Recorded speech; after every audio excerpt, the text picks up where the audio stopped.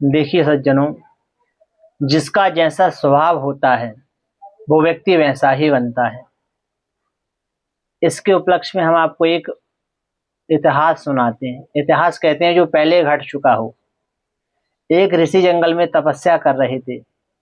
उन्होंने देखा कि एक चूहिया है और बोले छोटा सा जीव है, इधर उधर घूम रहा है, कई दिन से भोजन पानी किया है नहीं किया है और कई लोगों से उसको खतरा भी है। तो ऋषि को दया आ गई और उन्होंने उस चूहिया को एक सुंदरी स्त्री बना दिया। जब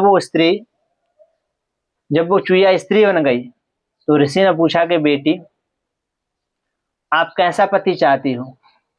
तो उस चूहिया ने, जो स्त्री बनी हुई थी, उसने कहा, ऋषि, मैं उस व्यक्ति को अपना पति बनाना चाहूंगी जो सबसे बड़ा हो। ऋषि ने कहा कि सबसे बड़ा तो सूर्य है। तो चूहिया ने कहा कि सबसे बड़ा सूर्य है तो कुछ हमारी भी बातें सुन लीजिए। तो महात्मा जी ने कहा कि आप अपनी भी बात को रखिएगा, आपको क्या इस संसार में सबसे बड़ा लगता है? तो उस चूहिया, जो पत्नी सुंदर स्त्री बन गई थी, उसने कहा कि ऋषि, अगर सूर्य सबसे बड़ा है तो सूर्य को तो आकाश, घटाएं ढक लेती हैं। जब बादल होते हैं तो सूर्य को ढक लेते हैं। तो बोली इसलिए घटा बड़ी है। फिर बोली घटा से तो वायु बड़ा है, वायु घटा को छिन्न भिन्न कर देता है, वायु बड़ा है। फिर बोली वायु को तो पहाड़ रोक लेता है। तो बोली पहाड़ बड़ा है। और बोली पहाड़ को तो एक चूहा खोद देता है। तो मेरी नजर में चूहा बड़ा है। तो ऋषि ने एक चूहिया को स्त्री बनाया और कहा कि आप किससे शादी करना चाहती हो, किससे विवाह करना चाहती हो? तो उसने सबसे बड़ा निष्कर्ष निकाला कि चूहा सबसे बड़ा होता है।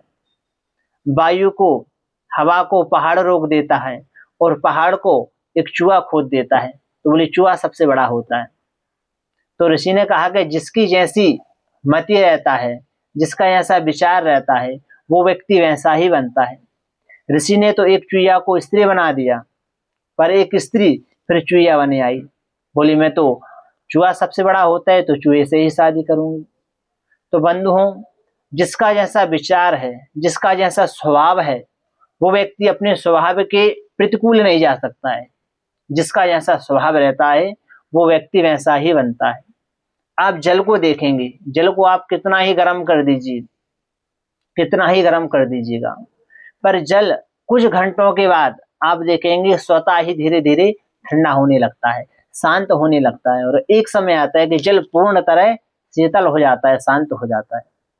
तो जल का स्वभाव है शांत होना, शीतल रहना।